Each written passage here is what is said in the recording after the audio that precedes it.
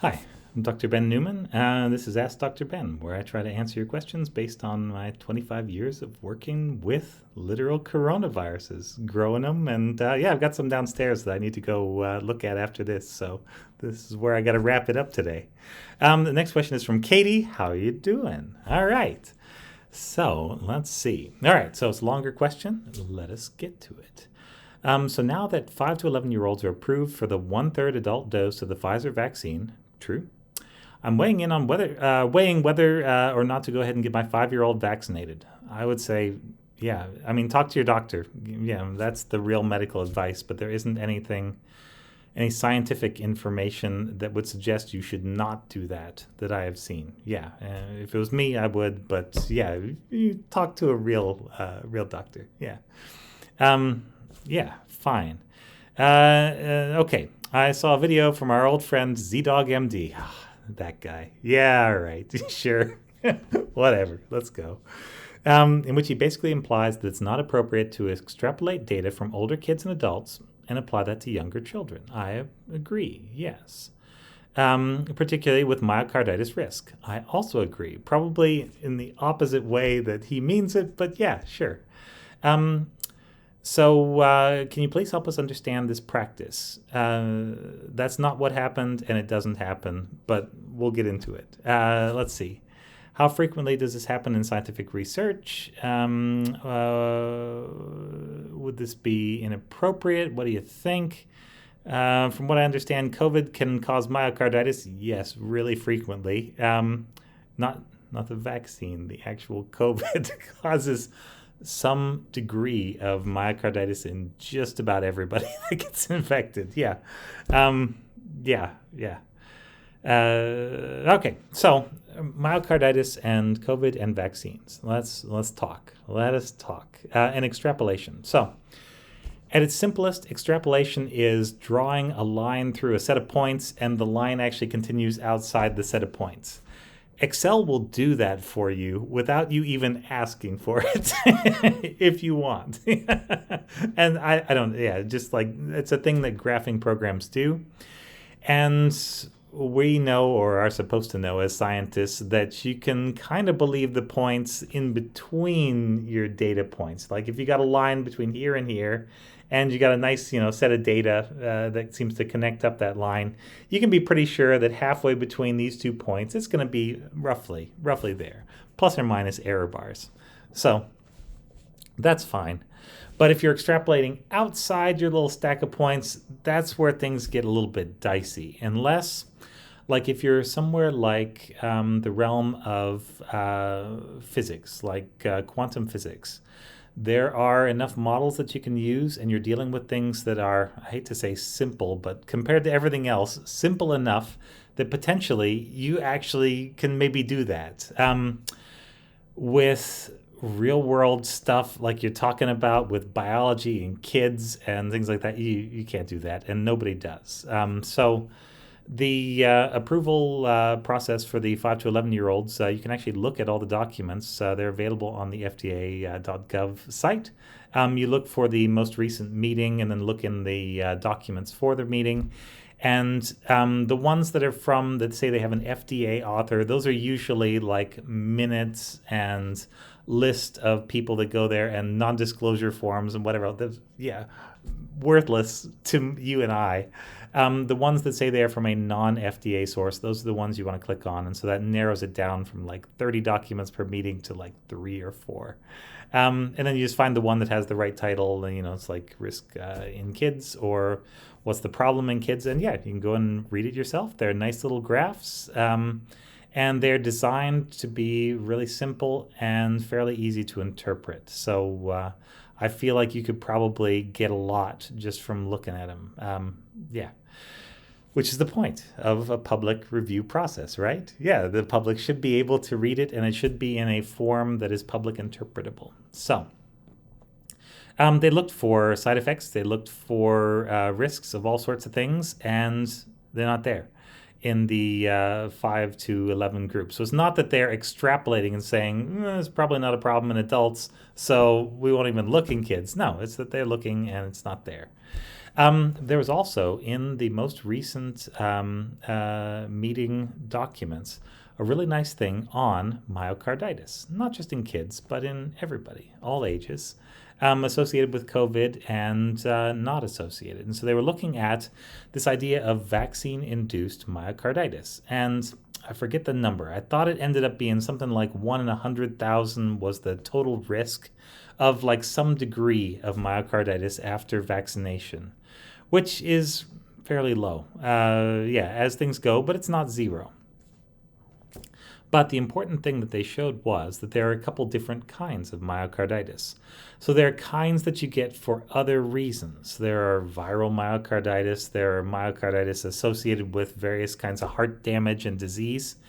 And these are really long. So they can be severe and they last a long time before a person finally gets back to normal, if they ever get back to normal. Yeah, very difficult recovery.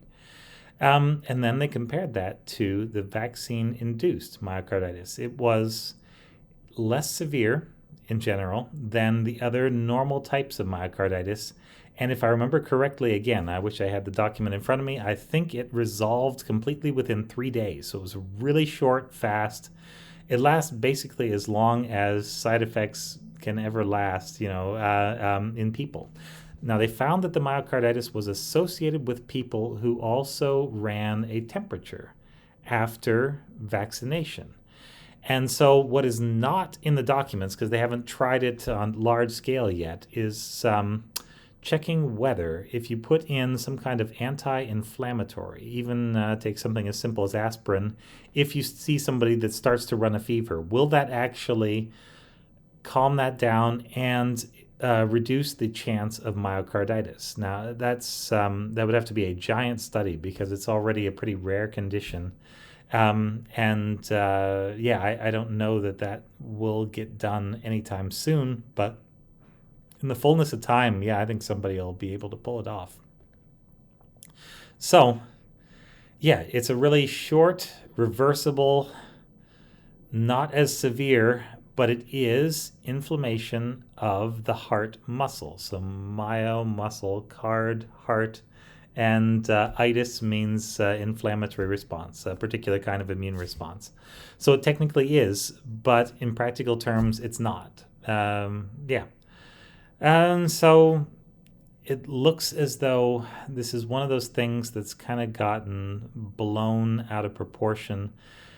Like if I told you that there were dinosaurs loose in the backyard, you'd be thinking Jurassic Park, you'd be thinking those crafty velociraptors at it again with their whatever little claws, or maybe the T-Rex is just stomping around and destroying stuff.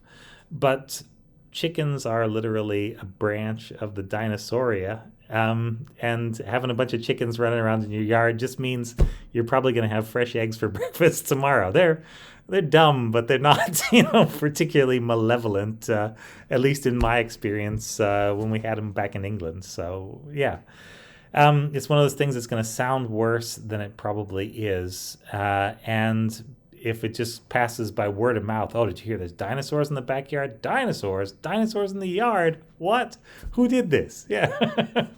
you can see how it goes. So, myocarditis, when it happens, it's real, it definitely needs monitoring, and there may be things that can be done. That's the next experiment, is can we do something to make sure that people can still be vaccinated, but that will actually limit the risk from myocarditis. That's the science perspective. Anyway, how you tackle a problem. You're like, well, let's try a thing that seems like it should work, and then you do the experiment, and then you find out the answer. Haven't watched the video, don't know what ZDog MD was saying, but he is actually a trained MD. And so generally, when he comes down on an issue, here's what I think is behind it. So I believe he's going to be motivated more than anything else by the Hippocratic Oath. And I think there are flaws in that, but I think that if you're a doctor, that is generally what I want to see. So this idea that, and the Hippocratic Oath doesn't actually say this as originally written, it's this kind of weird thing, but above all things, do no harm. Or like, first of all, whatever you're going to do, make sure you don't cause any harm. And then it's okay if your treatment will either work or not work beyond that. But you want to make things better, but definitely not worse. And so, if you come to a new problem with that in mind, you would be very reluctant to try any sort of new solution, because you would say at the back of your mind, if there's even the tiniest chance that what I'm doing could potentially, somewhere down the road, doesn't even have to be proven, but maybe do harm, then you'd say no, don't want to do it. That's the training. That's how you got through med school. That's what it is to be a doctor, and that's okay. If I'm going in for some treatment and you're deciding from a list of treatments that are right here, I would like the treatments that are least likely to do any harm, but also have a reasonable chance of working. And maybe that's a conversation you have with the patient. Yeah.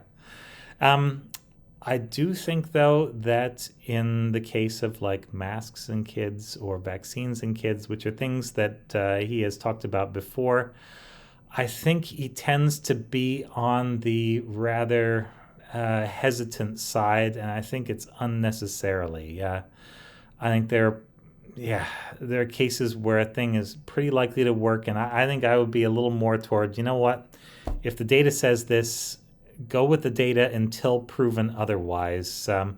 And that's more a science point of view than an MD point of view. And so that's basically, the philosophical differences. If we ever have him over for dinner after all this, which will almost certainly never happen, maybe that's what we can talk about. I don't know.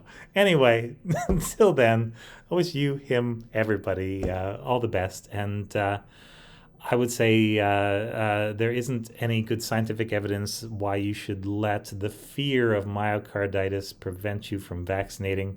If you have specific concerns, that's what your doctor's there for. So go for it. Yeah. Thanks a lot. This has been Ask Dr. Ben.